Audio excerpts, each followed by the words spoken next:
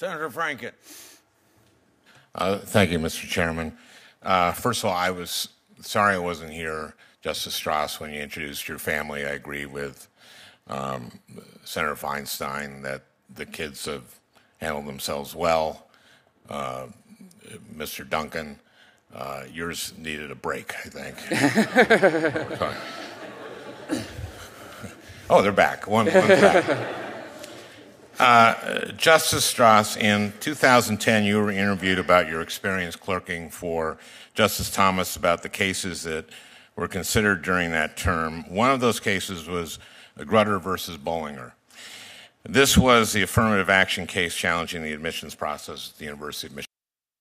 Generally, the court held that schools may take race into account during the admissions process, so long as applicants receive an individualized review, and so long as race is just one factor among many that the school considers.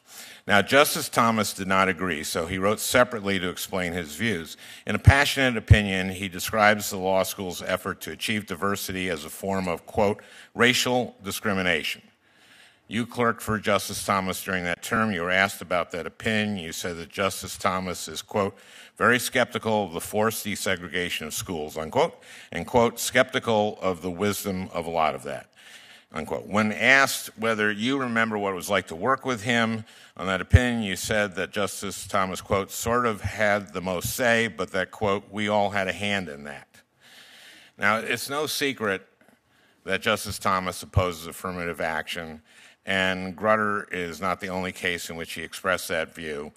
But I'm curious, since you had a hand in his Grutter opinion, do you share his views on affirmative action? Well, and we discussed this, I think, previously, Senator. I've thought a lot about that question since we met, and I've looked back at some of our canons and how whether or not I could answer that question after further review. And we have a case called State versus Finch in Minnesota that says that judges cannot prejudge issues. And in fact, it's reversible error for judges to prejudge issues. And we have a number of cases involving equal protection challenges. And because I haven't directly been confronted as a judge with one of those cases, I think that I would come very close to crossing the line if I were to answer that question directly. I understand, and that's how these hearings are now.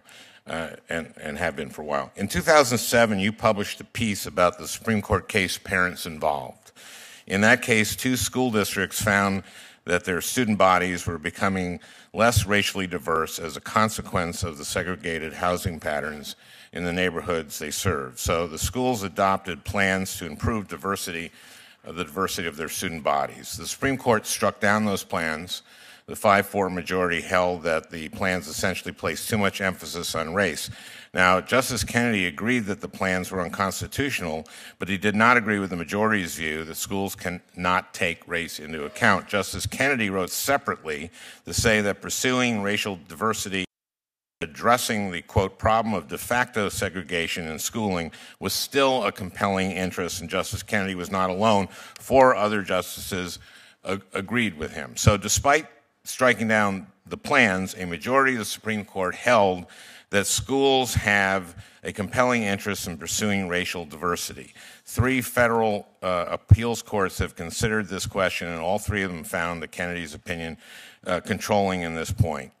But in your article on the case, you wrote that, quote, giving controlling weight to Justice Kennedy's pronouncements in this area might be especially dangerous.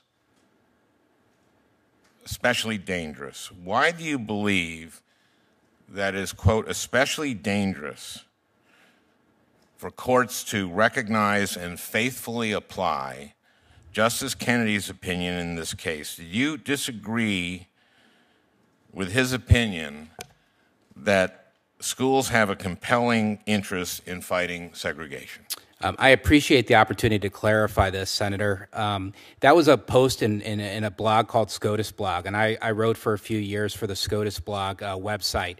And at the time, I was doing some work on what's called the Marx Rule. It's a way of reading Supreme Court precedent where you figure out what the controlling case is. And I was sort of a law nerd there. All I was doing there was trying to apply the Marx Rule, and it happened just a few days after the parents involved decision. And all I was saying was that it wasn't clear under the Marx Rule whether the plurality or Justice Kennedy's opinion was controlling, and that it would be dangerous to just focus on Justice Kennedy's opinion, as many commentators were doing.